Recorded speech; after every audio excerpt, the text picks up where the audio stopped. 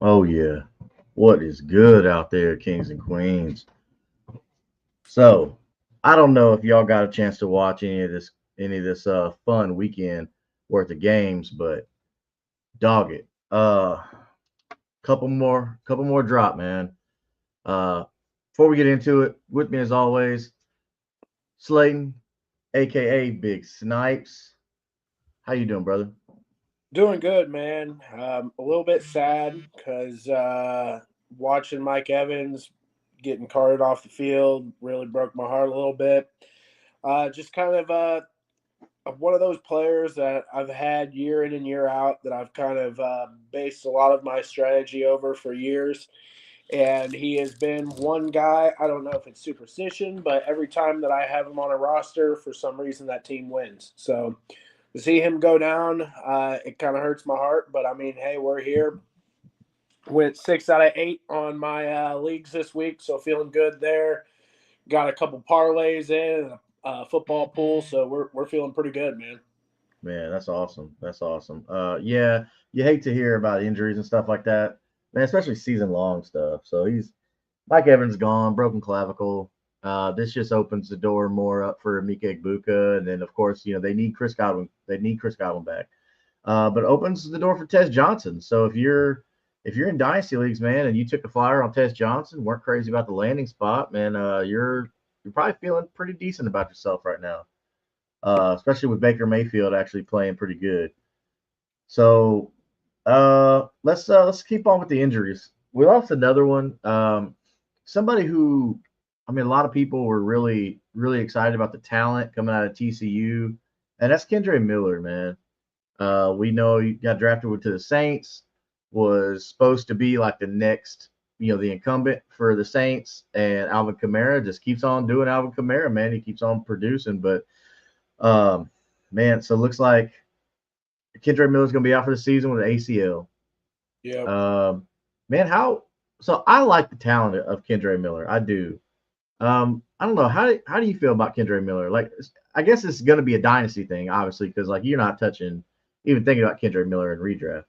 Yeah, no. So with him, I was really high on him coming in, and I thought that he was going to be a really good prospect.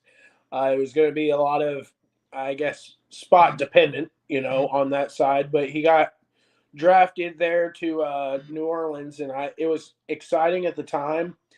But as soon as he got hurt going into preseason, it kind of really soured me to him.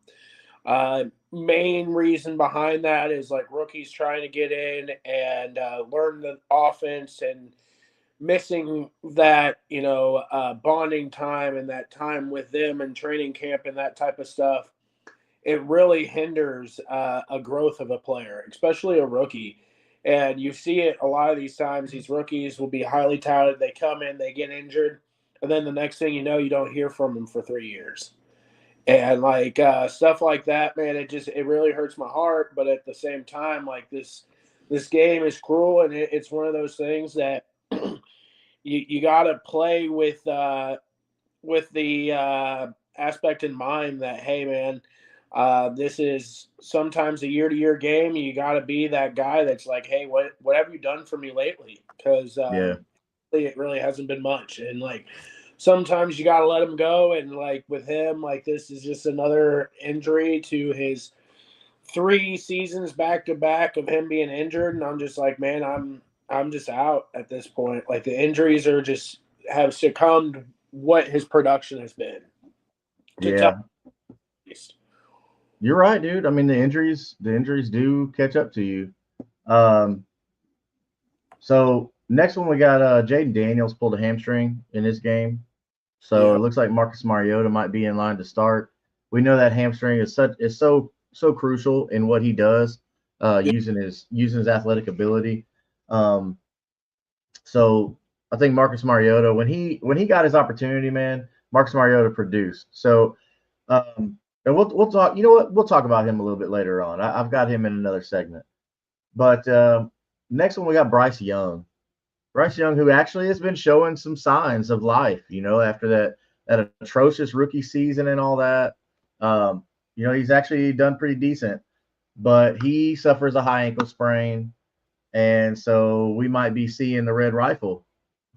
Those high ankle sprains are crazy, man. Like, I had one in high school, man, and it lingers. But good thing is now they got so much good like technique and medicine and all that stuff with these athletic trainers and doctors and all that stuff. So um, so how are we feeling about the red rifle if he's got to step in with Roy McMillan and all this? The Panthers actually doing pretty decent this season. To be honest with you, I'd be happier if I was a Ted McMillan owner. Yeah, Andy Dalton's a better Right up, quarterback. I think Andy Dalton's more precise when he throws the ball. It's going to be a little bit, the depth of target will definitely go down, I feel like. But at the same time, the quality of target is going to be a little bit more in line with him. And he's one of those guys that I think is really going to thrive off of this. I think it's showed time and time before, there's always something that is holding Bryce back. And I don't know if it is talent or injuries or all of the above, but like it seems like every year he's out for a couple games, 3, 4 games, 5 games, or getting benched. And like, yeah, he showed some promise this year, but like I'm not enthralled by what he's put on tape. I mean, they look like the run of the mill. They're, in fight for last place, and it's just like, okay, that's cool. But it's just not my flavor of team there. Bryce has not been one of my like go-to guys in any of my leagues, so it kind of is hard for me. I'm a little bit bitter on him just to begin with. But yeah, my take would be just that, hey, I think you're going to get a better quality passer in the helm there for the couple weeks that Bryce is out. Do I think his mobility is going to help extend plays? Absolutely not.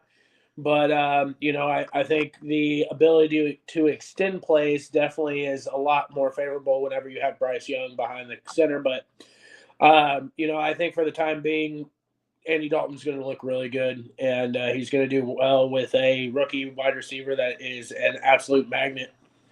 Yeah, for sure. I'm pretty excited about that as well. Next injury, we've got Brian Thomas Jr. He's got a shoulder injury. Haven't heard a lot of much about it, so we're still curious to see how that's going to work out for Brian Thomas Jr. So keep your eyes on that. That could spell a lot of opportunity for Parker Washington, who they really like there for some reason. He's been getting some play, but maybe this is wheels up for Travis Hunter.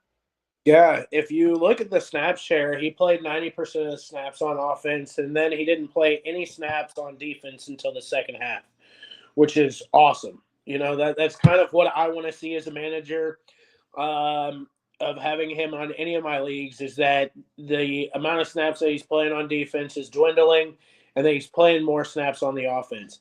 And the targets after Brian Thomas Jr. left showed that, hey, they're going to put some faith in this guy, and he was able to produce, especially when BTJ has been very shaky on dropping the passes. Like, he's just having a horrible sophomore slump, and I really hope that he breaks out of it before he gets passed up in this offense. Yeah, I mean he's so good, he's so talented. You hate this, and the Jaguars actually kind of had a little run going there for a while. They looked pretty decent. Losing, if he were to miss any time with that shoulder, man, that's not great for Trevor Lawrence. No. You finally found something there, So Darren Waller is our next injury. He went out of the game with a pectoral injury. So, man, sucks for Darren Waller too, man. Like, And first he missed the first few games. Miami's just getting decimated, dude. Like, it is sad. And these games are just getting like shoved down their throat, and like now Mike Daniels' head's on the pedestal. Everybody's ready to chop his head off. Like, it just is not a good look out there, and I don't know what's gonna fix it, man. I don't know. I mean, I wasn't crazy about Darren Waller to come into the season anyway. I know a lot of people were pretty excited, but we'll see how that develops. They lost Tyreek Hill for the season, Yeah. probably forever in Miami. And then now you got Darren Waller gone, who is a big red zone target, man. Big red zone target. Like literally red zone target, big. I don't get to the red zone unless Achan's breaking off like a 50, 60-yard run. Yeah, it's weird, man. Like Mike McDaniel's offense when he first got here, I feel like he's not as like serious and dialed in anymore. I feel like the Miami life kind of got him, you know. I don't know if it's that or just everybody understood what the fuck he was doing. And they started realizing you just play two over and you call it a day. Because if you can Maybe, yeah. blowing the top off you, you don't really you minimize everything that they have. It just I don't understand why he hasn't tried to fix his scheme of how he plays things. Like you would think that now it'd be a lot more dink and dunk stuff, like over the middle, Mhm. like what Pat Mahomes thrived on for the first couple of years of his career was just short Yeah. intermediate passes to either Tyreek Hill or to Travis Kelsey. It was like all over the middle, 10, 15 yards down the field, nothing crazy, nothing wild. Like it was just all pretty straightforward. It wasn't like you were taking a whole bunch of crazy shots down the field. It was just being efficient and a game manager. Yeah. And like that's what I don't understand is that they're still trying to play this like let me stream Waddle down the field or let him go down 10, 15 yards and then, try to make a cut. And a lot of the times they don't have that fucking time in the pocket. Like they don't have anything going on right there. And like the only thing that they do have going for them is Achan right now, and he's doing the damn best as he can. Like there's nothing else there for them. So like I No. don't know what the deal is. Waddle really hasn't came to fruition over the last couple of years. Like he blew the top off when Tyreek Hill wasn't there, and then once Tyreek Hill came in, he just took all of his confidence and kind of threw it out the window. And then it just kind of came a second fiddle. And like now, he's still not stepping up to the plate. It looks terrible. Yeah. It's rough to watch because what you know the talent that they have on this team, you know. Um, it's gonna be hard to see HN and Waddle. I think they probably could incorporate some sort of system with Jalen Wright and Ollie Gordon, Oh yeah, and maybe kind of adjust their they're scheme that way. But shipping out Jonnu Smith wasn't smart. Even if you do have a Darren Waller come in, but you got to understand Darren Waller is like an older guy. yeah. Jonnu Smith is still like he fits your offense. You send out a guy that fit your Take out offense. of the seat, man. I think you need to get him out of there and bring some fresh blood in there. Maybe clean house if you're upper management at this point, because now it's been two disappointing seasons, and like Tua's been a big factor of both of them. It's I just think Tua's done, man. I think his time in Miami's over, bro. he needs to be. Like it's the fan base is against him now. Like everybody's against him, and like he needs a new, fresh breath of life somewhere else. Yeah. Whether it Maybe new draft another receiver next year, take quarterback in the first round because you're gonna have a high pick. Take quarterback, new head coach, maybe bring in Cliff Kingsbury. I think the pieces are wouldn't there that would fit Cliff Kingsbury's offense. I wouldn't draft a QB next year. I mean, it's not many to pick from, but Yeah, I they're mean, all butt cheeks. You you want paid Tua. to go out there and try to get yourself a Kirk Cousins or a Sam Darnold or a like one of those type of Mac Jones. Excuse me. You could be okay with a Mac Jones in there as a replacement for a couple years, a year or Oh, two. because Mac Jones is trying to get paid. You know what I'm saying? Like it Yeah, would, but my thing, it would justify. It would make sense because he yeah, looked good on paper. You're going to get a fresh take in there. You're going to get somebody that's a game manager and not like a problem. yeah, Not throwing these wild throws that Tua is. And like, I feel like Tua has came to the point where he's lost his confidence. He's lost his marbles from getting hit in the head too many fucking times. And like it's at that point where like this whole band needs to break up now because yeah, it does not look good. And I don't see any way on paper of this getting better. yeah. I mean, heck, worst case scenario, throw Quinn Ewers out there, see how it works out. I mean, you already seen what happened last week. He went in for 2 plays and threw an interception and fumbled. I'm like, what the fuck, dude? I mean, But I so mean, so you're saying it can't get worse, right? Yeah, probably. Let's get Skylar Thompson out there. Fuck. Look, do what you got to do. I mean, I think Mike McDaniel understands like how hot his seat is right now. Yeah, well, Um, have to make some fucking moves like real quick. yeah. So last injury of note is going to be Nico Collins, man. Nico Collins went out with a concussion, and that hurts. That hurts, especially if you're a CJ Stroud owner, which you already weren't like freaking Yeah, blowing it up anyway with him this year. But Nico is somebody you took in the early rounds of your drafts. He's definitely your wide receiver 1 or 2 on your team for sure. But yeah, so missing him with a concussion, that's gonna hurt. Hopefully that's just a 1 week thing, depending on the severity of concussion. We're not doctors here on Kingmaker Sports. We don't do all that stuff, but normally it's a week, sometimes 2 weeks. yeah. Well, Um, not too extremely worried about, but I am extremely worried about that offense and that team as a whole. Because that team as a whole looks like absolutely terrible, and everybody's like, "Oh, CJ's back after those 2 games that they mm, played piss poor defenses that had like you could, yeah, like it was just not even like worth your time to watch because the yeah.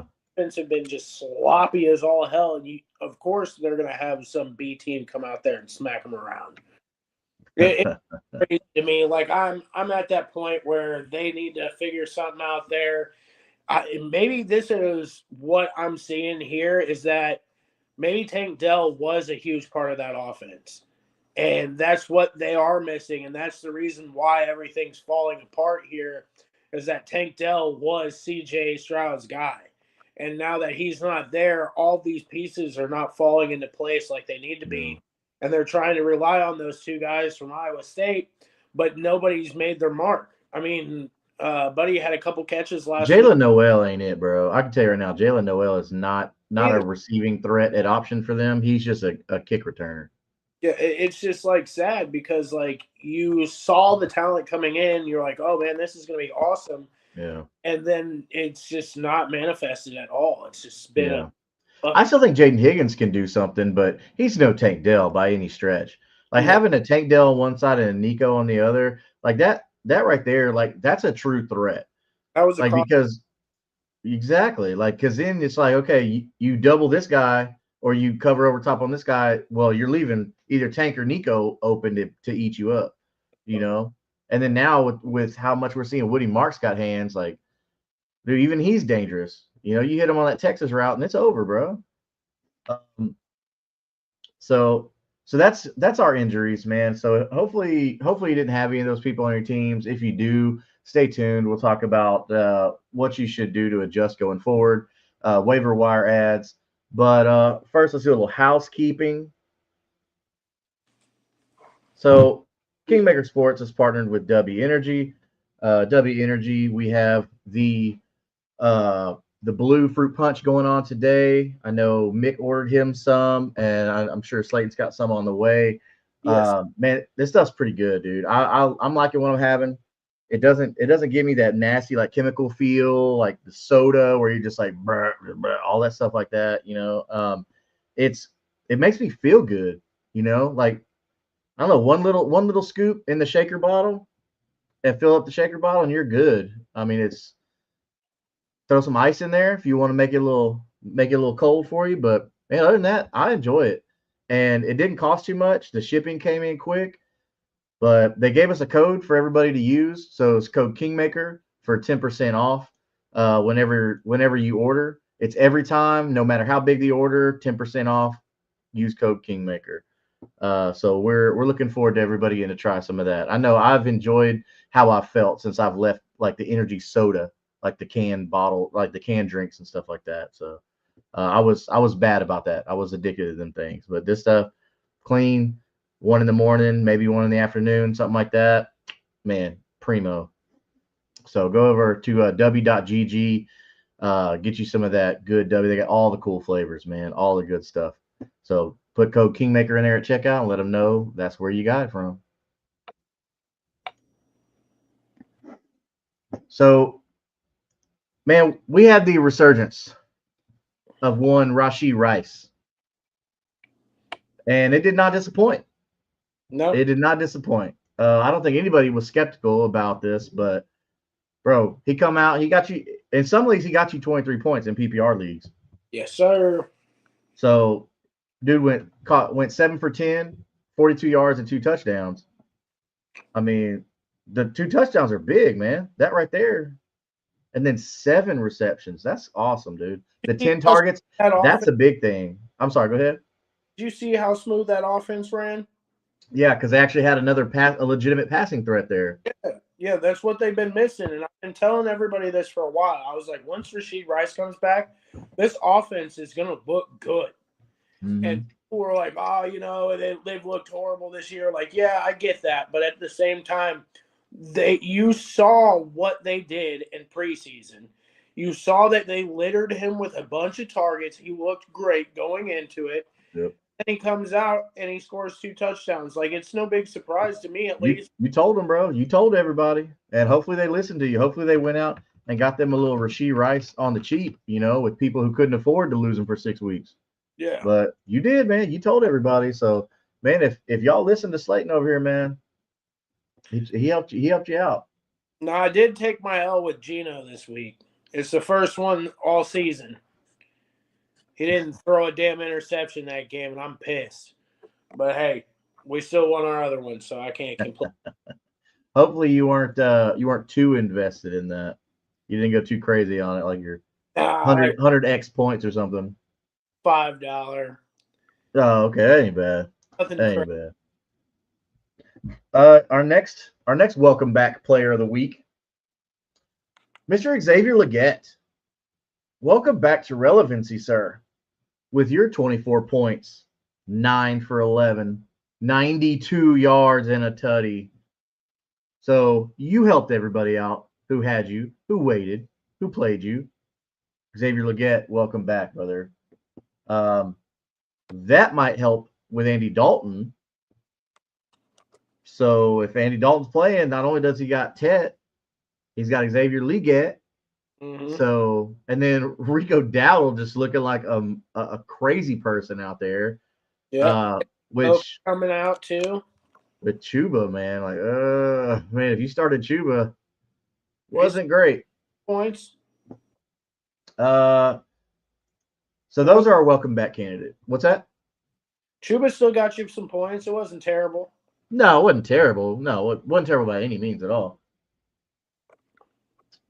So here on Kingmaker Sports, we like to do a segment called King of the Week. King of the Week is your top performers. All right, your top performers of the week. This year, this week, we had a lot, actually. There was a lot of top performers that were in the same kind of tight group. So we got 3 candidates here. Normally, this person has already been a King of the Week. All right, and we're talking about Ja'Marr Chase. All right, Ja'Marr Chase went 16 for 23, 161, and a touchdown for a total of normally about 38 points in PPR leagues. Okay. If you have bonus points, he probably got you bonus points at like 100 yards or like 150 yards, depending on how your league is set up.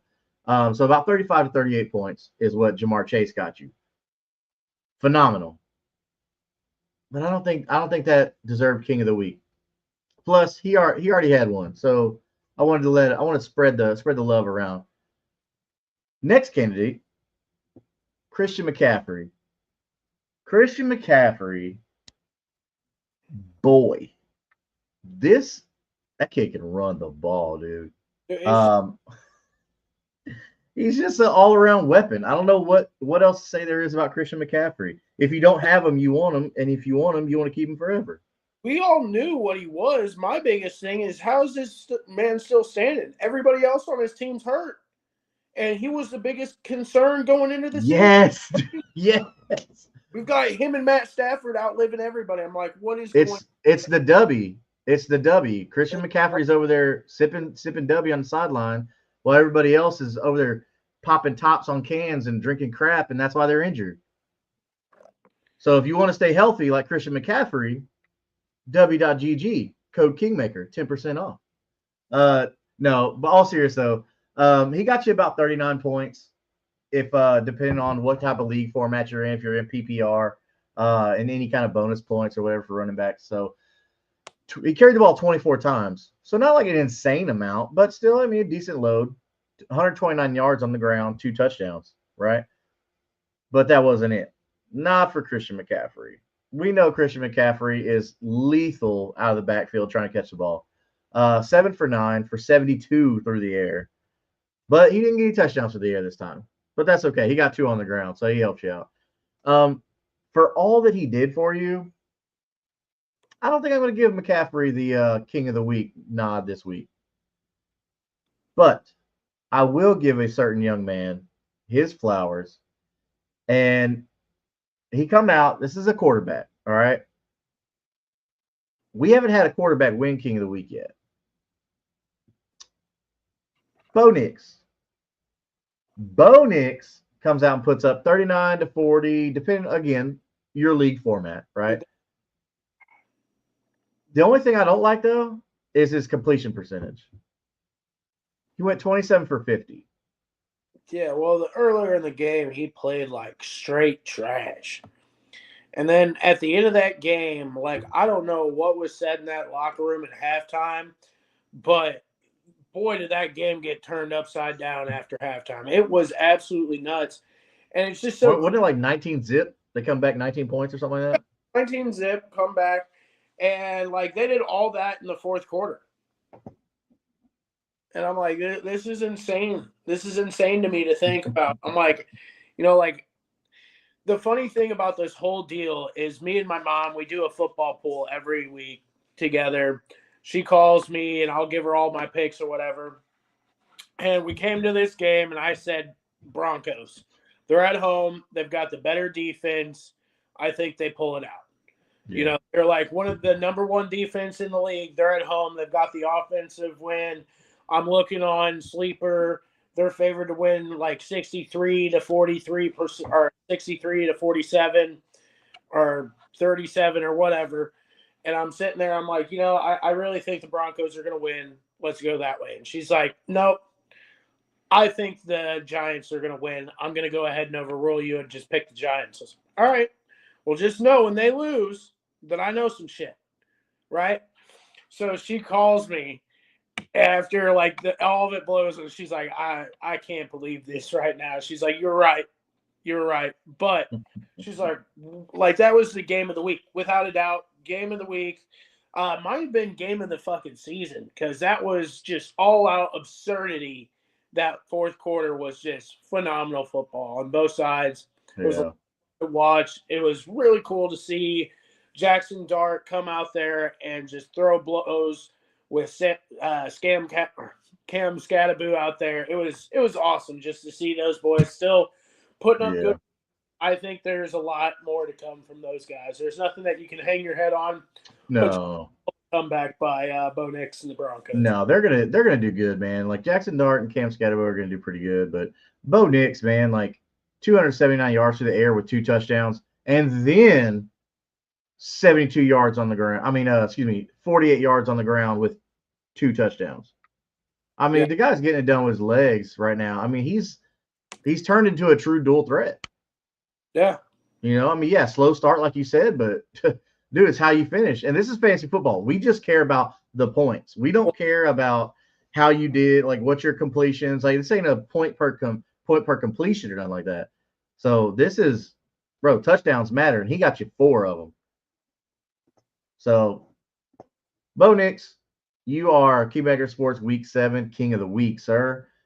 Great job. Thank you for getting us all those delicious points to helping us win our leagues, win our weeks, hopefully to win our leagues. Hey man, I gotta give some honorable mentions to JT and definitely Jahmyr Gibbs. Jahmyr Gibbs went fucking crazy. I think he was close to 200 yards out there, and JT had another 3-4 touchdowns this week. Yeah. Oh yeah. Dude. Oh, JT's on a crazy track right now. Dude, if he doesn't break the touchdown record per season this season, I don't know what will. He's at like 11 right now, I think. My good God. Yeah. Dude. Next behind him is at 7. Crazy. Yeah, I think he said he's looking at maybe getting the Triple Crown this year. Dude, the top like 5 or 6 were so close this week for King of the Week, like so close. We had some really, really big, like Gibbs and JT were on there. They just, didn't make I didn't want to like make the segment too long or whatever like that. But But yeah, it was pretty Hey, crazy. that's Those phenomenal too, man. Like he played out of his mind. It was a great week for football, man. There was a lot of good games. I had a lot of fun with a lot of these. yeah. So if we're gonna talk about our kings of the weeks, which are our top performers, all right, we've got to talk about some players that we think it's our segment called Fool's Gold. Fool's Gold is a player that isn't really fantasy relevant, comes out, has a great week, but then we don't really think that he's going to do all that, right? We're not feeling it, right? Uh, so there really was only one this week, and it's Mr. Daniel Bellinger. So Oh, he got you 17 Firemuth. points. What's that? Pat Firemuth had himself a week this week, and I hadn't heard that name all fucking season. Right. And see, that was another candidate of mine that I was thinking of, but then I got thinking of like, you know what? Pat Fryermuth was a guy. Like he was somebody that was going to be a top tight end. Who I mean, I still believe the talent of Pat Fryermuth. I do. I don't think he's like on the lowly level of Daniel Bellinger, because like if Pat Fryermuth came out and had a big game, we wouldn't be shocked. Yeah. But with Daniel Bellinger, like nobody expected that, especially with Theo Johnson getting all these red zone looks, and but for Daniel Bellinger to come out and get catch 3 for 4 for 88 yards and a touchdown, I mean that's probably not going to happen again, or if not very often, Yeah. because Theo Johnson seems to be the favorite tight end there for Jackson Dart. I don't know what happened here, how Daniel Bellinger got you 17 points on your roster, but you probably didn't get him at all. Like he's on waivers, so like don't trust this. I wouldn't go chasing this. Don't go add this guy on waivers. Like me personally, please don't go waste your fab dollars or your waiver priority on this guy. Like this guy ain't gonna do it for you. Okay, so Daniel Bellinger, what's up? And that goes for the other three tight ends for the Rams too. Don't Yeah. don't picking them up either because they scored a touchdown. Like I don't know what the hell was in the water this week, but it was like a bunch of random tight ends catching touchdowns, and I was like, what's going on here? I mean, good for Matt Stafford, I guess, but I mean, Just all the way around the league, it was a bunch of no-name tight ends catching passes, and I was like, all right. I mean, yep, yep. weird for it, but okay. Yeah, like all those times, like all those people going picking up Tongas for the 49ers, like George Kittle's back. Like this wasn't going to be a thing. I don't know what y'all are thinking. That's Hey, why I never once told you go pick up Tongas. though, Huh? you know what George Kittle scored you this week though? Go ahead and let them know. It was a fat 0. Yeah. Wasn't great. I don't know what's going on. Like if George it ain't Kittle Christian scored, McCaffrey, they ain't scoring points. just But yeah, Daniel Bellinger, don't go chasing that, everybody. Please don't.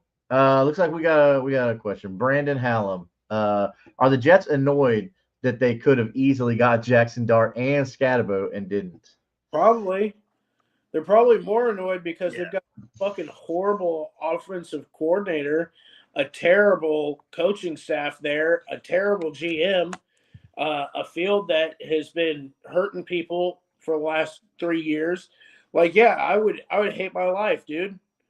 I'm Yeah. in Jersey. I'm not even in New York. What are we talking about? Like, it's craziness. Oh, the Jets are annoyed at everything right now. I mean, you paid Justin Fields all that money, and then now you're benching him. So, I mean, was it Same. Flacco proved offensive coordinators don't matter?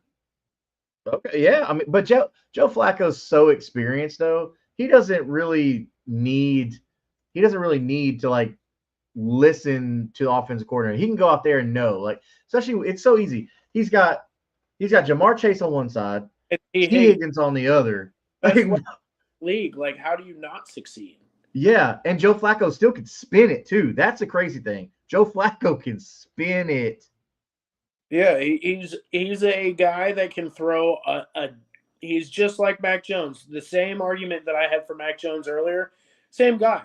He's very good with short distance, like really game manager type, thrives on accuracy. Like that's just how he rolls. He's not a deep ball guy. He's not like, one of these guys that are going to throw crazy passes. So that's why I think he's going to thrive in that role for the rest of the season. I mean, it's Yeah. just you've got two of the best pass catchers in the league.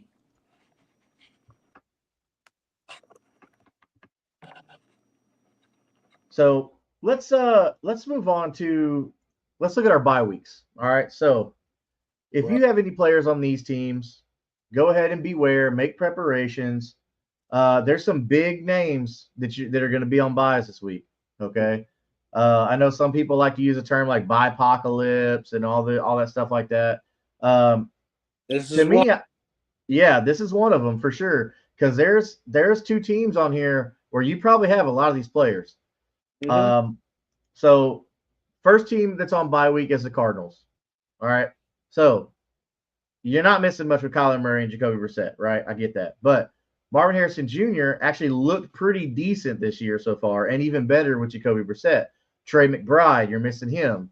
So if you got any Cardinals players, go ahead and make adjustments. You're really basically just replacing Trey McBride and Marvin Harrison Jr. I'll save the big one for last. The Jaguars, okay? The Jaguars, if you're having to start Trevor Lawrence, it's probably because you lost Joe Burrow or somebody like that. That's probably the only reason why you're starting Trevor Lawrence. Brian Thomas Jr., Slayton talked about him at the top of the show. Like, he's been dropping everything this year. I don't know what's going on. 6 points. Woohoo. Yeah, you're missing a whole bunch of points there. Travis Etienne, Bashal Tutin. I mean, Bashal Tutin's not really like a redraft guy. He's a stash on Dynasty and stuff like that. But Brenton Strange, he's still hurt, so it's not like you're missing him. You're having to adjust for him. But so if you have those Jags players, you're gonna have to adjust. Travis Hunter, one of them. Another team that really you're not really other than two players. Well, one of them's hurt, so I can't even say two players. But other than one player, I don't think you're missing anybody outside of Ashton Genty and Brock Bowers. But like I said, Brock Bowers is still hurt. I'm missing Gino this week. Yeah, and your best ball or your bets, yeah. Bastard. I mean, I saw some today, like talking about, we might have gave up on Derek Carr too soon. I'm saying, I'm maybe. Don't get me started. See, Derek Carr never like blew the roof off the place, but you knew he had a high floor. Yeah. So I didn't mind Derek Carr. I never understood the hate on Derek Carr. I love Derek Carr. It makes me sad, but yeah. But yeah, so as far as Raiders go, like I said, you're not missing Brock Bowers because he's hurt already. So you've already made adjustments to him. So next team is going to be the Seahawks. Another team that's you're hurting. That one hurts. So who are the big Seahawks players that they're going to have to be making adjustments for this week? JSN, Darnold. I mean, as much as everybody hates to say it, like Darnold's been phenomenal this year. And like, he's played his ass off. Like he has been a great serviceable quarterback. And like bye week fill-in, he's been awesome. And a 2 QB league, he's been awesome. So like, and even like a standalone QB, he's been awesome. So like, yeah, I think he's a big one to not have in your lineup this week. Kenny 3-6, he's boom or bust, but he's somebody definitely gets you a nice floor each week. So that's another one there, and most definitely Cooper Kupp. Yeah. Man, I don't know what's going on with the whole Kenneth Walker, Zach Charbonnet deal there. Like I'm seeing Zach Charbonnet get carries that rightfully should go to Kenneth Walker. Where Kenneth Walker, it's not like you're taking him out because he's tired. You're in the red zone. Kenneth Walker is not tired, but you're taking him out, put Zach Charbonnet in. Like, is something going on here? Like, are they not liking him? Like, what's going on here? Are we going to see? Could we see Kenneth Walker maybe be traded or something? Like, I don't know. Like, I like Zach Charbonnet. Don't get me wrong, I do. But why aren't we showing Kenneth Walker the love that he deserves? I don't understand it, Seattle. Maybe y'all can enlighten me in the comments or something. I don't know. All right, so let's get to your team. our next team that is on bye week this week. So let them know. Let them know, Slayton. Oh, the Rams will be on bye, and I hate it. I hate it so much. Matthew Stafford's been rock solid. Devontae Adams been rock solid. Kyron Williams has been rock solid. Puka Nakua has been rock solid. Granted, you missed him last week, but he's out this week. But much needed rest for those guys. I think they're going to come back pretty strong after the bye week, and I think it'll be a pretty good team going forward. They're a couple of plays away from being an undefeated team right now, so I think they're going to be a really hard team to beat later in the season, and it's definitely one team to look out for. Yeah. The Rams are just man. The Rams look really good. A team that they scraped by on a win against the Colts, which was a really good game. Um, the Rams are just their defense is solid right now, and that's crazy to say that like Oh, without them not having Aaron Donald, and they look really good. and they're Like, young, yeah, really young. man. Sean McVay knows what he's doing over there in LA, man. Uh, but yeah, so make your adjustments there. You're hurting because you're missing Puka Nakua, Kyron Williams. Matt Stafford, like he's become a very highly startable asset. Even with him being older, if you're a dynasty win now team, it doesn't matter if you're one QB or if you're in Superflex. Like, go get you some Matt Stafford. All right, like don't let the age fool you. Like, look at the numbers. Look what he's doing. So I don't care about age when I'm winning right now. If you're putting up numbers, man, I want you on my team. Um, so last but definitely not least, the Detroit Lions. Yes, sir. Detroit Lions are on bye week this week, along with everybody else. It seems like. Uh, Jared Goff, who's been serviceable. He hasn't blown the roof off, but he's been good. You're gonna miss Amon-Ra St. Brown. All right, you know that. You're gonna miss that crazy double-headed monster in Jahmyr Gibbs and David Montgomery. That just seems to be working. You're gonna be missing Sam Laporta. I know he hasn't been crazy good this year, but you're starting him. Like you took him high. You're starting him. What's that? He's been serviceable. Mm-hmm. And especially in tight end premium. In tight end premium, like you're good. Depending on what your premium is. But yeah, so your Lions, you're missing your Lions, man. We tell you all the time, like go get assets on good offenses, and the Lions and the Rams are definitely those teams for sure. Yeah, week 8. Whenever I was doing best balls in the off season, and like right at the beginning of the season, week 8 was just an absolute bye week hell, and a lot of it was like when you would get rabbit holed into these picks, like where you turn, like where your picks come back, it was falling on a lot of like same bye week people. So it was like, damn, dude, like I would draft and I would end up with like, Puka Nakua at the end of the thing and then Jackson Smith Jigba.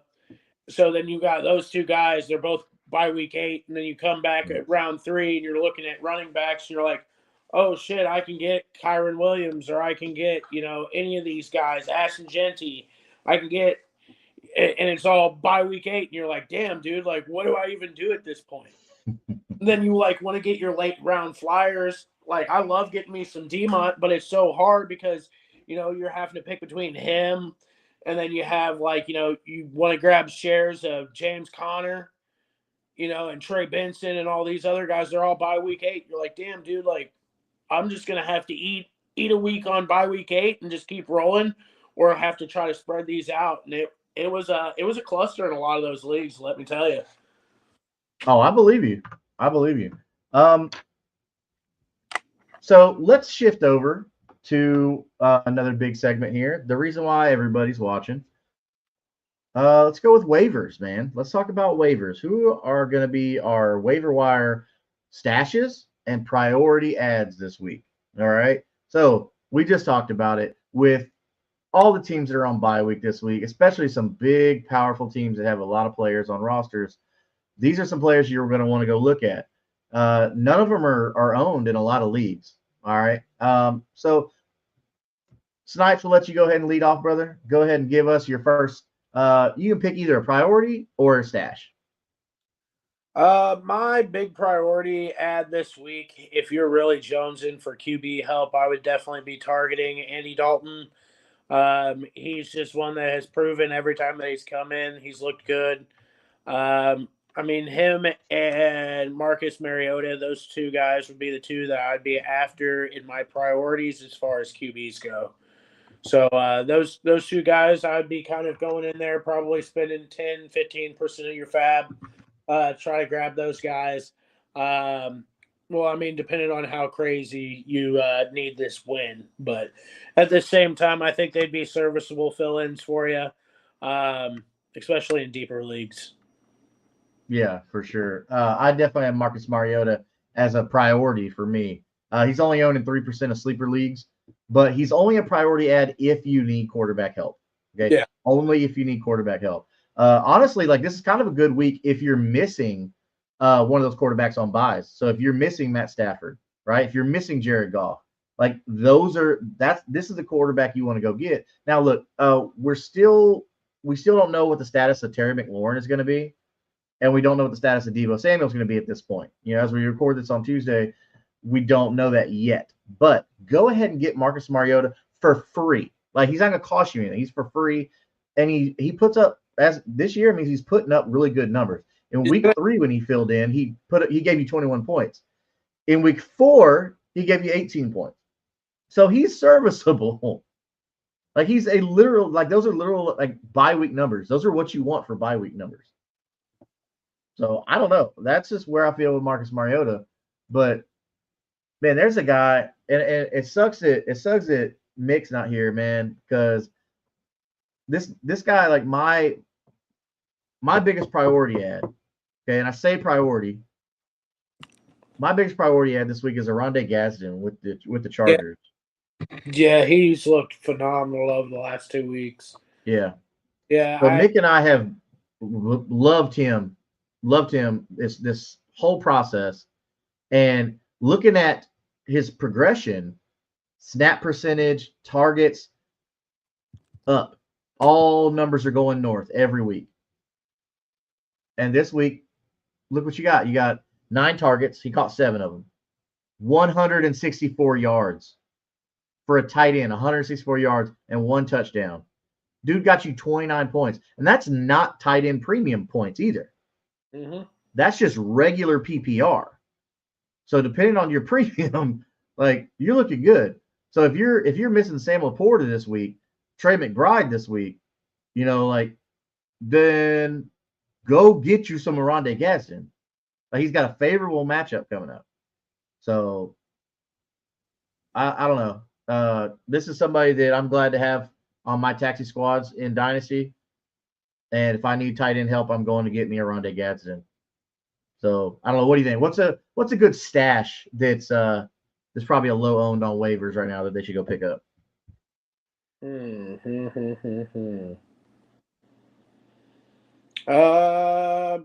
Probably Jalen Coker. Okay. Many people own him right now.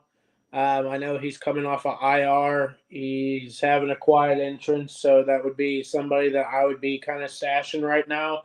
Mm-hmm. With Andy Dalton, he thrived last year with Andy Dalton, so he could be somebody that blows up over the next couple weeks. You never know, but it's definitely somebody that I have my eye on. And I don't know how owned Kayshon Boutte is, but 32%. So not much. Not much. That would be another guy that I'm kind of going into a priority.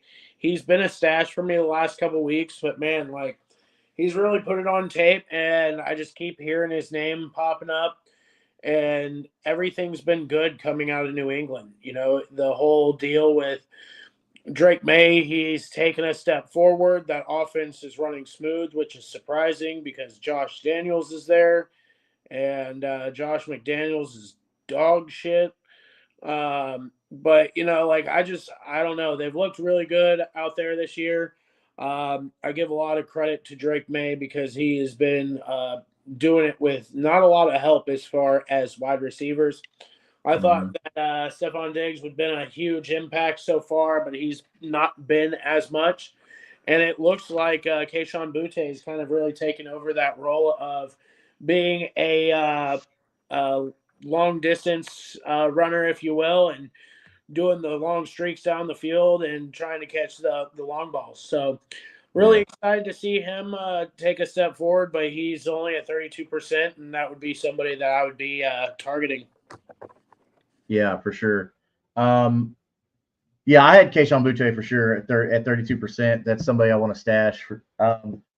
So somebody that we talked about earlier that was a welcome back candidate, Xavier Legette. He's only 14% owned, and for a stash, I don't think that you can pass up on this. At 14%, go get him before that number jumps up to like a 30% or a 40%, especially with bye weeks. Like you're gonna need wide receiver help, missing guys like Puka Nakua. Maybe you have a Jamison Williams, Amon-Ra St. Brown, like you have those Marvin Harrison Jr. Like there's a lot of wide receivers out this week. Go get you a Xavier Legette, especially with Andy Dalton coming in, who you and I both believe is a better passer of the football than Bryce Young.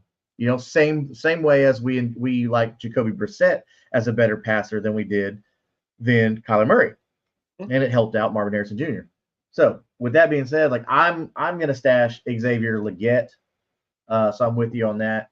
I got a stash, man, that may be unpopular, but with Kendre Miller going down, I think Devin Neal would be a sneaky stash if you have the room. Now, that's only if you have the room.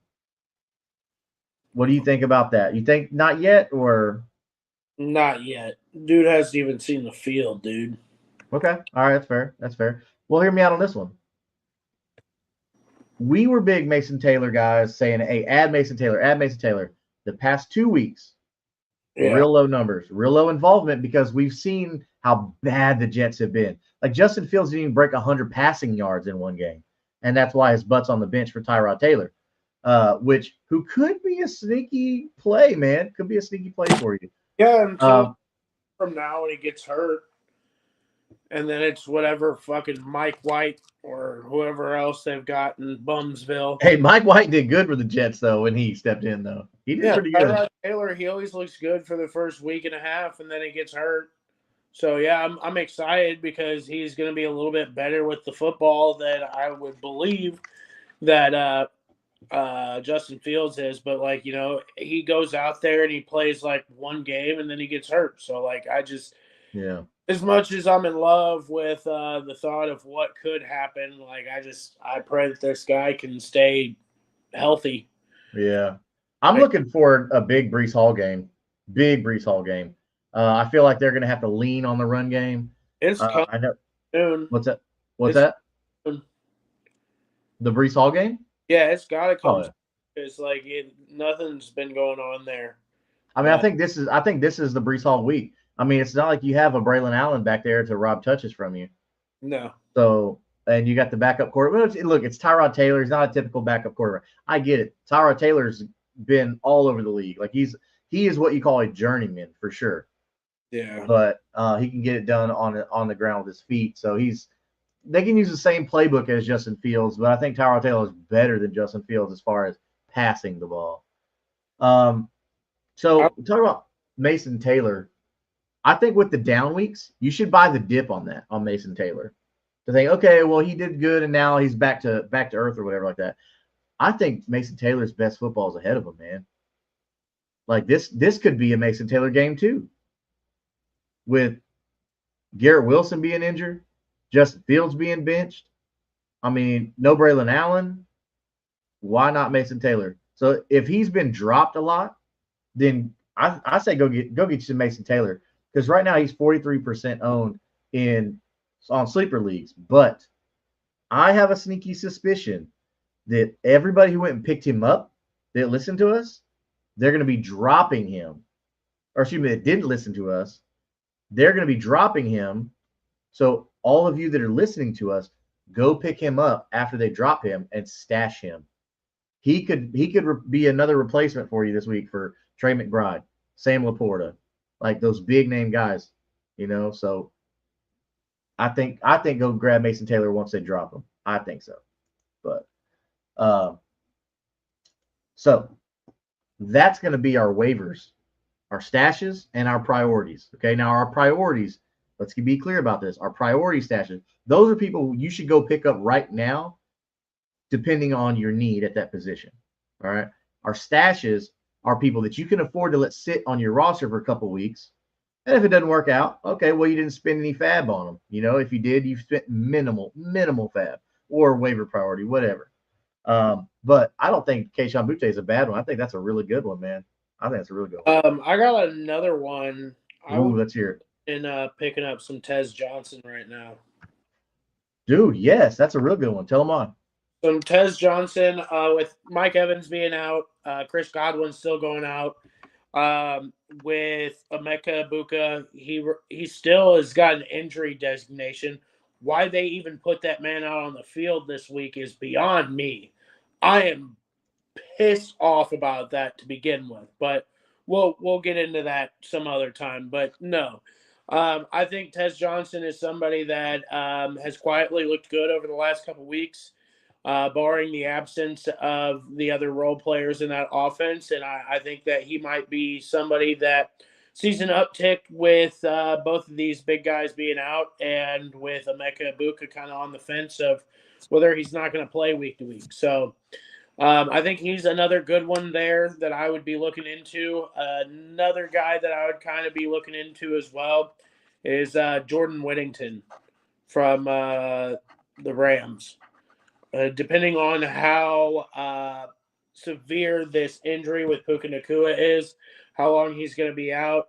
They've showed that they like to use Jordan Whittington in different game scripts. So he would be somebody that I would stash to kind of see what pans out with that Puka Nacua injury. Ooh, that's a good one. Those are really good insights. See, that's why you got to tune in, man. You get the insights from Snipes, man. Love it. So, the next segment here, let's get into starts and sits, man. This is a big one here because there's some nasty matchups this week, like nasty ones. Then there's some favorable matchups. So let's go 1-1. Let's go a start and a sit, and we'll just keep rotating that way. So Snipes, go ahead and give me your first start or sit. I'll let you pick, brother. Start or sit.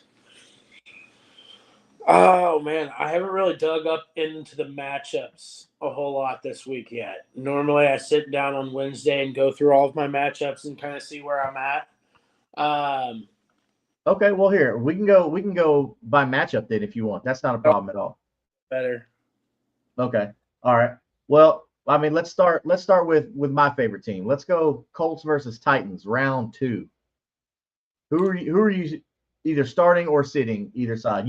You do one start and then or sit, and I'll do the opposite. I'll go off you. Definitely starting Jonathan Taylor without a doubt. Oh man, I don't think you got to think about that. That's a set them and forget them situation. I'm putting him out there in a heartbeat. I'd start Jonathan Taylor at quarterback if I could. Yeah, shit. So I'm starting all my Colts pass catchers against the Titans, all of them.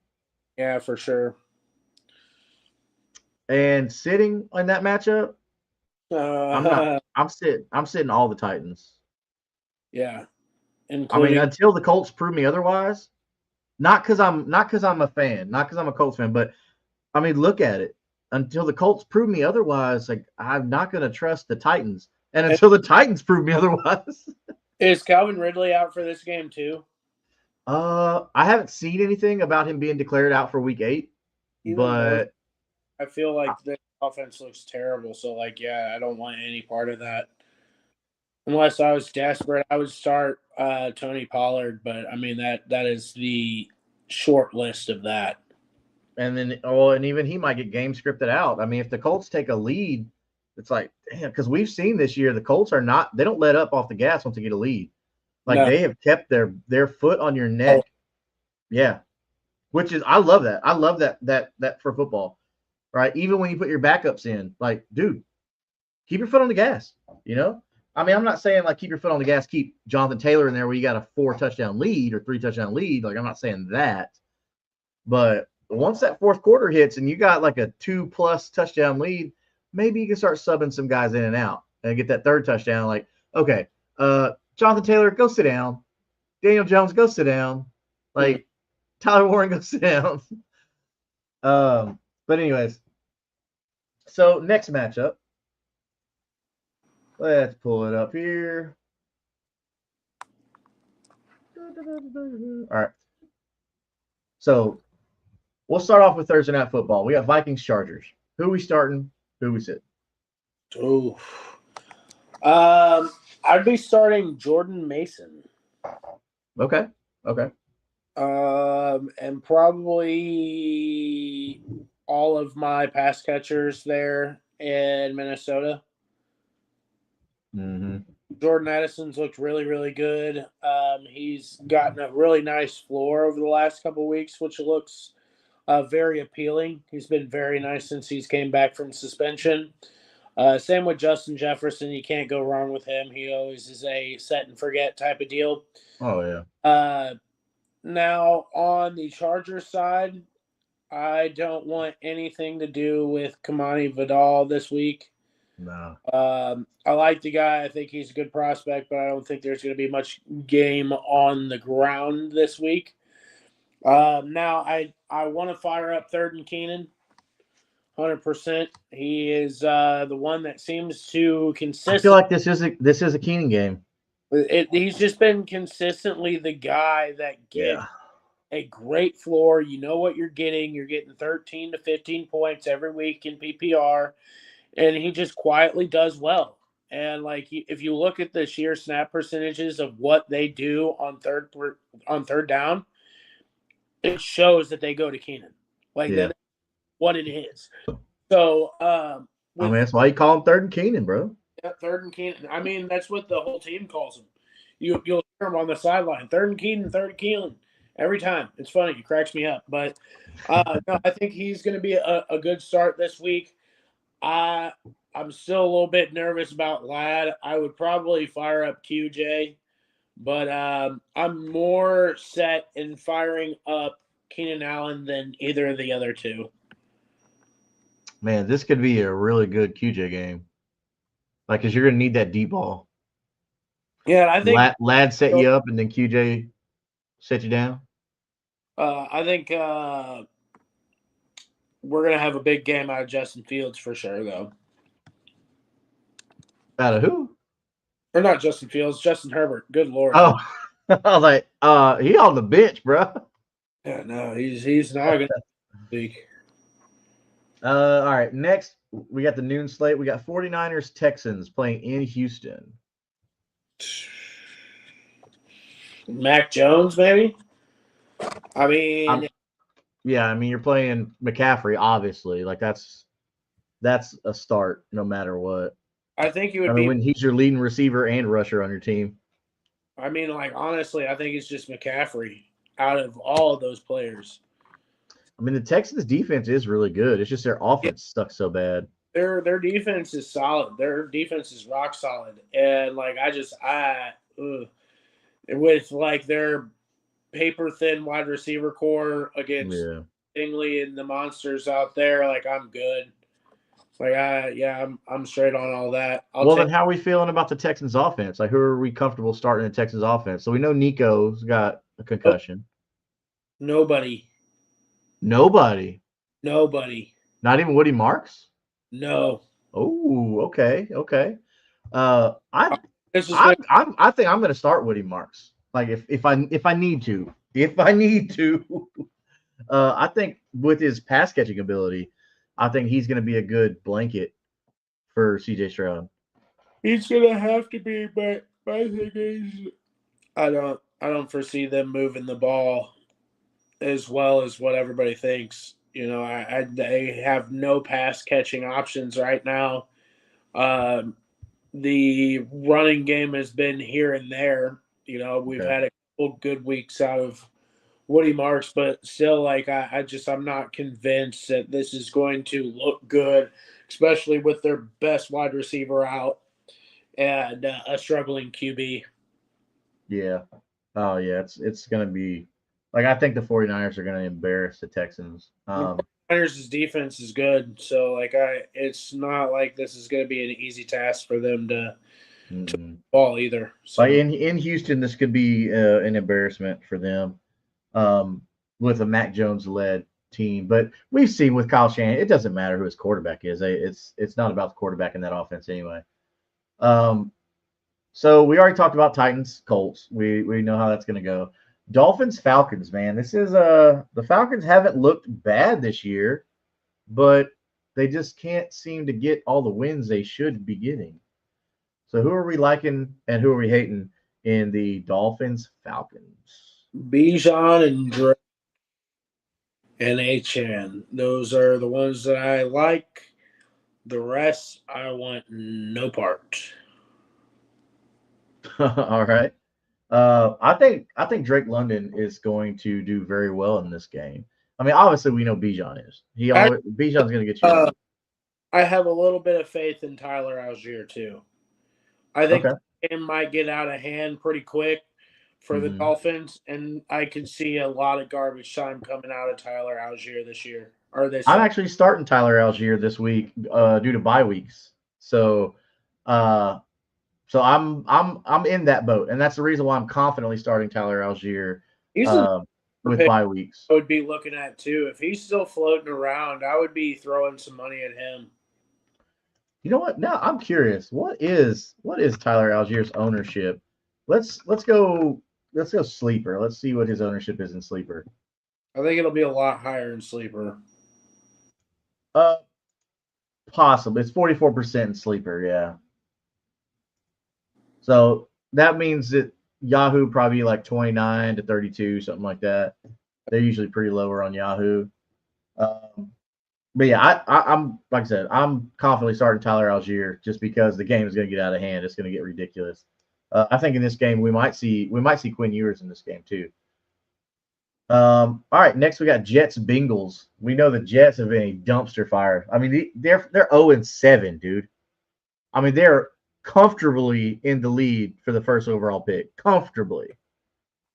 Uh, I don't outside of Brees Hall, I don't trust anybody on the Jets offense right now, and I'm still scared about Brees Hall a little bit. Brees Hall right now for me is a shaky flex, dude. Like I don't. It's rough. Isn't that scary to say? Yeah, Like Brees Hall. but now on the flip side of the ball, I would much rather be starting Jamar Chase and T Higgins. I'm still a little skeptical on Chase Brown. I think a lot of his stuff came in garbage time, but I'm comfortable starting those two wide receivers there. Yeah, I like Joe Flacco in this too. I think Joe Flacco is just going to eat against the Jets.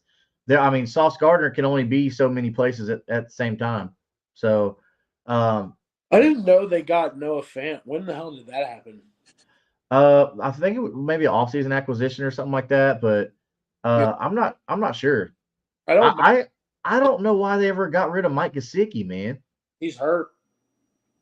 I think Oh, he's did he get hurt? Man? So why Noah Fant is out there is because Noah Fant was one of those rookies that came in that everybody was like hyped up about. You know, remember it was him and TJ Hawkinson, yep. and then Fant just kind of didn't do anything. He's just bouncing around, man. You hate to see that, but I mean, tight end is a really tough position to grasp in the NFL. You Um, got to look for one trait, man. You got to see where they went to school. If they went to Iowa, you draft them. I mean, didn't yeah, Fant and Hawkinson both went to Iowa. Yeah. So I mean, there you go. It's like Iowa, Notre Dame, and what's the other one I'm missing here? And Um, where? State. Penn State. Yeah, Penn State. Yeah, Shout out Tyler Warren. there you go. So next we got Browns and Patriots. We'll go through these pretty quick. You know, it's about time to wrap up. We've been over. We're about an hour and 10 right now. Uh, Giants Eagles. No, Browns Patriots. Sorry, Browns Patriots. In the past. All right. Okay, we got Nate says, should I flex Golden, Shaheed, or Gadsden? Ooh. I don't know I don't know how long you've been listening tonight, but we talked about Gadsden being one of our priority ads on waivers, man. Especially with you're going to be missing Trey McBride and Sam Laporta this week, so Gadsden could be a strong flex for you. New Orleans, and who is Green Bay playing? New Orleans, I wouldn't trust New Orleans. They're playing Buccaneers. That's going to be nasty. If you were saying Juwan Johnson, then maybe.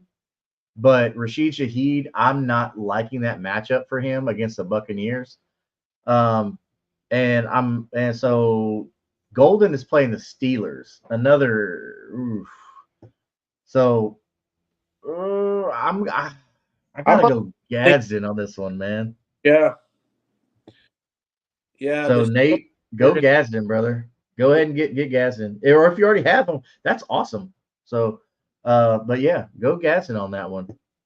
Love the question, man. Thank you for that. If you see the ticker at the bottom, we're giving away a free jersey at 200 subscribers. So go ahead and get subscribed, like, and share to go ahead, and that way you can get that jersey, get a chance to win that jersey. Nate also says, I have good tight ends, but I need a flex for this week. There you go, brother. Gadsden. Go Rondé Gadsden. Mick, another mainstay on here. He loves him as well. Could be a good trade too. Yep, 100%. 100%, man. Definitely do that. Go ahead and hit that subscribe button on your way out. Next matchup we're looking at is going to be Giants Eagles. This could be kind of a tough one, man. I think I fire up all the playmakers here. I think this is going to be a shootout type game. For some reason, these divisional games with these guys always end up in like a 31-34 type of game, a 27-31 type of game. Like it's always like really high scoring, like 60 points in the entire game for whatever reason. But it's always in its division, and it's always with the same guy. Yeah.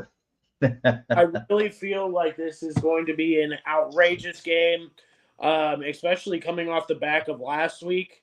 Both teams looked like they were doing pretty well with the offense. I think AJ Brown, comes out and does it again. So like I'm really interested in all these players in this. Even Dart. So Brody Hole says, I just traded away George Pickens and Tucker Kraft for George Kittle and Breece Hall. What do y'all think? My other wide receivers are Justin Jefferson, JSN, and Igbuka. Really good wide receiver room. So he traded away Pickens, but he still has Justin Jefferson, JSN, and Igbuka. So that's good. That's still serviceable. And Kraft for Kittle and Breece. So you traded away Pickens, which is fine because you got Justin Jefferson, JSN, and Igbuka. So essentially, you traded away Kraft for Kittle and Breece. If you need the running back help, I like this. Especially since you're getting an elite tight end and you're giving away a very good tight end. Like Kraft is not a bum by any means. Like Tucka, as Snipes over here likes to say, Tucka is a good tight end, but Kittle's an elite tight end, especially in that offense right now. Look, I'm gonna give him a pass on this week. I don't know, Snipes. What about you? Are you gonna give Kittle a pass this week? Yeah, dude's coming off of IR. I mean, like, yeah. And it's not your typical quarterback play. It's not somebody that he actually plays with all the time. You don't know Mac Jones. Like, he don't even practice with Mac Jones. Kittle don't practice no backup quarterback. But no, Brody, I think this is a good trade for you, man. If you're needing a running back, my running backs are Scat. Ooh, now you're speaking Snipes language there. Scat, Judkins, and Chase Brown. Yeah, bro, you're good. This is a win. This is awesome. That's a solid squad right there. Yeah, this is a great trade. Hopefully you got Kittle because they were worried about his goose egg or whatever coming off IR. Probably. And then Breece being down. But we mentioned earlier in the show, Brody, that we think that Breece's best football is going to be ahead of him this season. So we'll see if Tyrod Taylor can add some life to that offense. So yeah, Brody, that's awesome, man. Good on you, dude. Hopefully, I don't know if you are a subscriber to the show or not, but you see at the bottom the ticker down there, we're giving away a free jersey at 200. So go ahead and hit that subscribe button so that way we can get you entered for that. It's a free jersey of a relevant player. I know some people, they're like, oh, it's whatever I have. Like, no. This is bought, paid for. The winner will be the first person to wear it. So it's not one of those weird situations there, and a fantasy relevant player. So at the time, we'll probably see, hey, who's the top guy right now? Is it JT? Like is it Barkley? Like who is it? Whatever, Bijan, whatever. But yeah, so Brody, go. Thanks for that question, man. Go ahead and hit that subscribe button while you're here, brother. All right, so next we got Bills Panthers. All right, so hold on, you got something else here. I am also trying to trade away Judkins and Daniels for Lamar and Swift. Is that a good trade? Thank you guys for the help. Of course, Brody, of course. Trade away Judkins, who's been really, really good. He seems to be their whole offense right now. And Jaden Daniels, man. Jaden Daniels is going to get better, man. Like once Debo and Terry get back, I think Daniels is going to be fine. All right. But Snipes, let's hear it. Dealing with injury right now. So he's going to be dealing with injury for probably 1-2 weeks. Yeah. I would assume with this hamstring that he's got going on. I don't know how long that they're going to hold him out for that. But then he also has like a week 12 or week 14 bye. So you're probably going to be missing him for the next 3 weeks out of what you have out of him. And I mean, Lamar's kind of the same scare in the same sense. So then it just kind of boils down to, would you rather have Judkins or would you rather have Swift? And right now, my heart says Judkins. Yeah, I'm going to stick with the Judkins and Daniels. Go ahead and hold tight on that, Brody. I think you're in a good spot. I think that's for Jaden Daniels. I would be patient on that, man. I believe in the talent in Jaden Daniels because you got to think he hasn't had both his guys healthy at the same time. So go ahead and be patient on that, buddy. My only caveat to that is that Lamar does not have another bye week or any thing later in this season where Daniels does. Yeah. Awesome. Thank you, guys. Thank you, Brody. Appreciate that, man. Go and hit that subscribe if you haven't yet, brother. AZ Mick. I'm assuming maybe Arizona. I don't know. I'm a Titan, and I'm tired of losing. Damn it. Hey, you know what? I've got a couple of Titans buddies, and they at this point they're kind of numb to it. They're like, okay, look, this is what our season's going to be, and it's not like it's getting any better. I mean, heck, you got another division rival, the Colts, who, man, it wasn't pretty the first time around. So AZ Mick, man, I get it. It's definitely some growing pains. Already losing your head coach, getting let go, and your rookie quarterback Cam Ward, who doesn't look bad. I've said on this AFC South show before on YouTube that I don't think Cam Ward's looking bad. It's more of his offensive line and everything around him. I mean, but it all starts with that offensive line. So I think better days are ahead, but they just got to figure that part out. So, Nate says trade Dak and Bowers for Lamar. I'm going to say no, dude. Don't do that. I don't know if I'd trade Dak for Lamar right now. Dak's fire. Yes. Keep Dak and Bowers. Please keep Dak and Bowers. Offenses in the league, if not the best offense in the league right now per game. They look great. No, they look really great.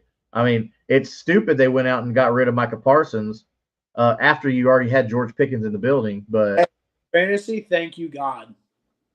Oh, yeah, exactly. The Colts are going to kill us. It's, man, Mick, it's probably going to happen. But you know what? I hope that. I mean, go Colts. The fan in me says go Colts. But yeah, man, Titans you've got better days ahead of you. Don't stress too bad on that, man. I think that's a 17-7 game there. You think so? Yeah. Game snoozer. So this is going to be an easy one, man. This matchup, Buccaneers Saints. Starters, who to start, who to sit. Chris Olave, Alvin Kamara. I think that's the only two relevant names on the Saints, right? So I feel very comfortable. I have him in a flex in a couple leagues right now that like he's been rock solid. Great floor for you. He's got you about 10 to 12 to 15 points a week, so it's always a solid performance by him. So I definitely feel comfortable in starting him. especially with Buccaneers' defense is a little torn up right now. So definitely somebody that I would definitely put out there. Now, as far as the Bucks go, definitely starting up Baker Mayfield. He hasn't proved anything other than to be a rock solid asset for you. Doesn't matter who's around him, so he's somebody that I'd definitely be firing up. I would be firing up Emeka Ibuka if he plays, but I would not be firing up Sean Tucker or White. Yeah, with Evans being out, with that broken clavicle, definitely a Mike Ibuka season. And if it wasn't already, man, Ibuka is just, gosh, he was in talks. Him and Tyler Warren are my two favorites for offensive rookie of the year. And I know like now Scatabo and Jackson Dart are in that mix, but they haven't been doing it from day one like these other two have. So I feel like that's got to play into it somewhere. But yeah, that's an easy one. Like your starters, your starts, your sits in that regard. But Cowboys Broncos, man. So we talked about how the Cowboys have the best offense, probably one of the best offense in the NFL, but they're only sitting at 3-3-1 right now, where the Broncos are 5-2, great defense, but the Cowboys have a great offense. So normally, what we've seen is the offense normally wins out on this. So who are we liking? Cowboys Broncos. So I like George Pickens. I like Jake Ferguson. This And could be massive Jake Ferguson game. I don't like the matchup with CeeDee Lamb, especially coming off an injury. Yeah, he caught a whole bunch of balls last week, yada, yada, yada, whatever. But Patrick Surtain's a lot bigger of a competition than what he faced last week. I can promise you that defense is a lot more stout there. Granted, I hope they move the ball with ease for fantasy sake, but I have more faith in George Pickens and Jake Ferguson this week and Javonte Williams than I do with CeeDee Lamb. Okay. So Brody asks another question. Awesome, man. Thank you for all the interaction there, Brody. I'm 1-5 in this other league. What do y'all think I should trade for? I got Jaden Daniels, Justin Jefferson, Ted McMillan, Chase Brown, Judkins, Waddle, Worthy, McBride, Woody Marks, Trey Henderson, and Ramondre Stevenson and Tajay Spears. First, I think you can go ahead and cut Tajay Spears. As far as tight end, like you're looking solid with Trey McBride, man. Yeah. So Henderson is somebody that like I still believe in, but more for dynasty. This is he says he's 2-5. Sorry. So for Henderson, I think right now you can safely go ahead and either cut him or trade him for something. It's somebody who might still believe in the name factor. Maybe you could package Henderson and Spears and go ahead and get you another running back. That maybe 2-for-1 kind of deal, depending. I don't know. I like that you have Woody Marks there for depth. I think Woody Marks is a good PPR guy. But crazy to say, hey, try to approach somebody, ship off Jefferson for like maybe Rice +1. I don't know, dude. Way too crazy. Because like I'm thinking like if you could. Well, he's got Worthy though. Yeah, true that. He may have to package. I mean, if you could package Worthy and Worthy, somebody, man, and like either a Chase Brown or Worthy and a Stevenson or Worthy and Waddle, any of those guys to kind of upgrade at running back, I would probably try to do so. I mean, your starting lineup. I mean, look, Jaden Daniels, quarterback. Well, he'll get better. We talked about Terry McLaurin and Debo coming back. Justin Jefferson, Ted McMillan, Chase Brown's your running back, Quinshon Judkins. And then your bench wide receivers are Waddle and Xavier Worthy. Your starting tight end is McBride. I mean, I like the starting lineup. I think he's just getting beat out on points. Running back right now, you need some depth at running back. Yeah. I would look at maybe making a play for a depth piece at running back because running back's one of those things like you have to have depth at running back. Yeah, I would be. I mean, I see like he has depth, but just not in good offenses that run the ball. You know what I'm saying? Yeah. Where Woody like Marks is a game script guy Mark for sure. is kind of like, in between, and it's been like a toss up between Henderson and Stevenson each week of like who, like that would be great for best ball. Like you'd be hammering in best ball right now, but like as far as having all of those guys, it's all kind of like a boomer bust where if you could solidify like a actual hammer out of like trading a couple of those guys and maybe Worthy and Waddle to get that, or maybe like doing a Trey McBride and getting like a Tucker Craft or a Dallas Goddard plus a piece. That would be something that I would think about maybe. Yeah. I mean, I think packaging Worthy and Travion Henderson together to get you a serviceable running back would probably be a good choice there. Because Stevenson, at this point, I like Stevenson over Henderson for redraft. It Or, just seems like Josh McDaniels just likes Stevenson a lot better than Henderson. or try throwing like a Waddle for a Montgomery. Ooh, there you go. There I you mean, go. like a straight across player for player type of deal.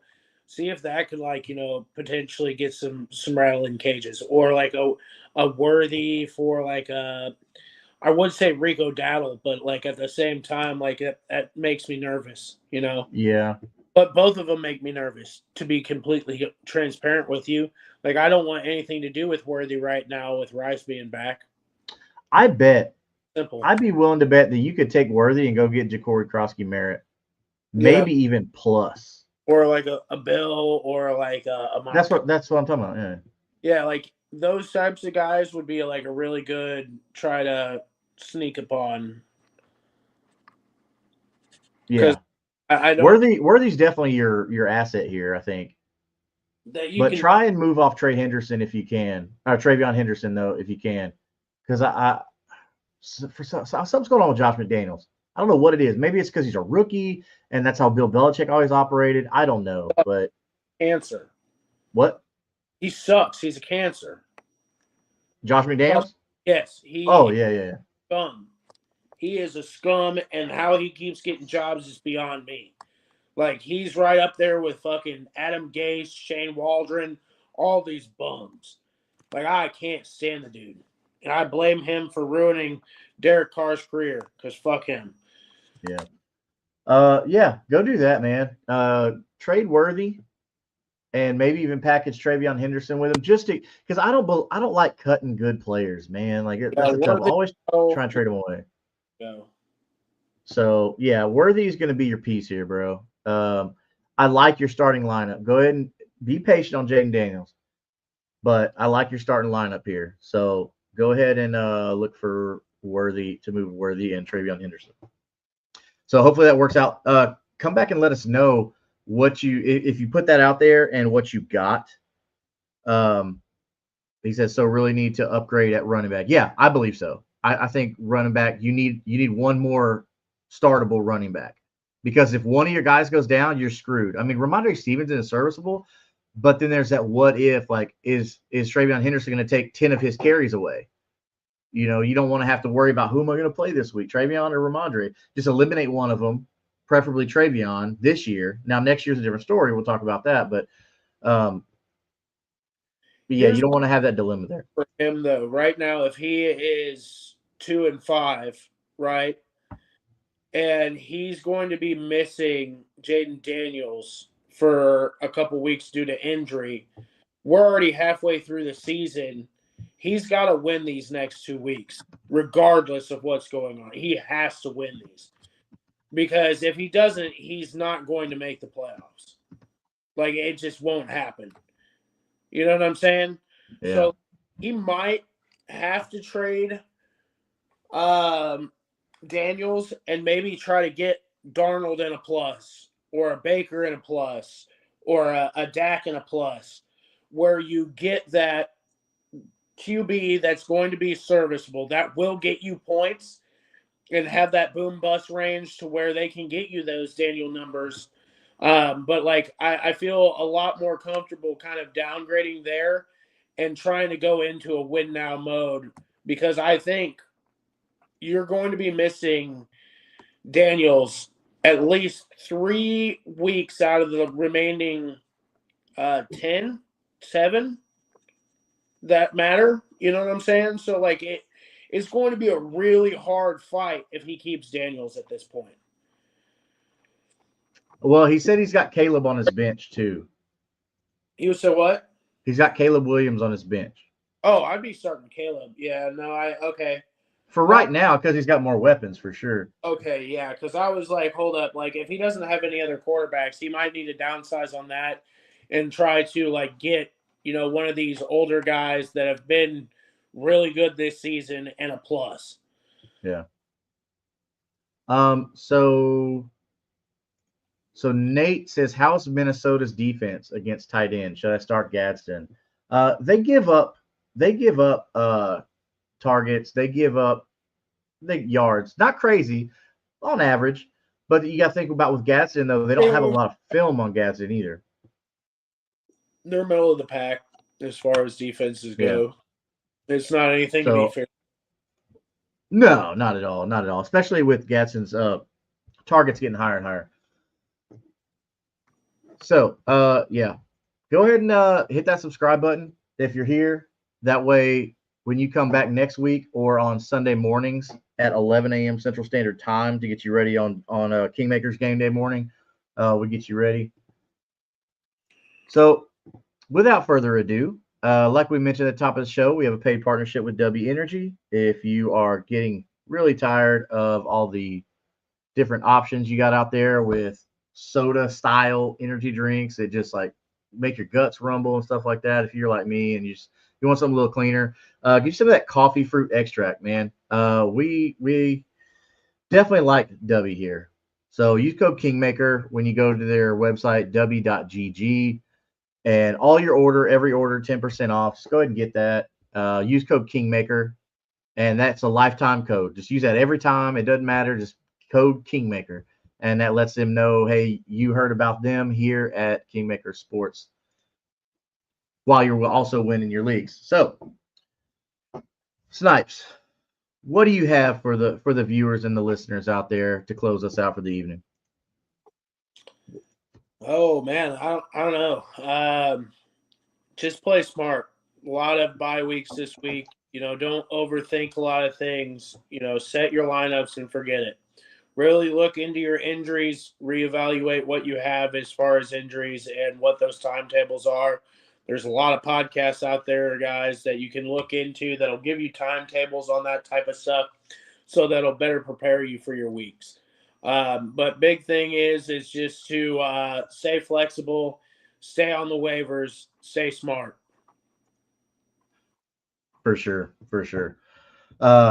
Definitely don't panic and be flexible. I love that. That's great advice. All righty. Well, that brings us to the end of the show for our Tuesday night episode. As I mentioned, every Sunday morning we go live at 11 a.m. to help you out with that last hour for any roster questions that you have, any last minute start sits. That is Kingmaker Sports Game Day mornings on Sunday mornings.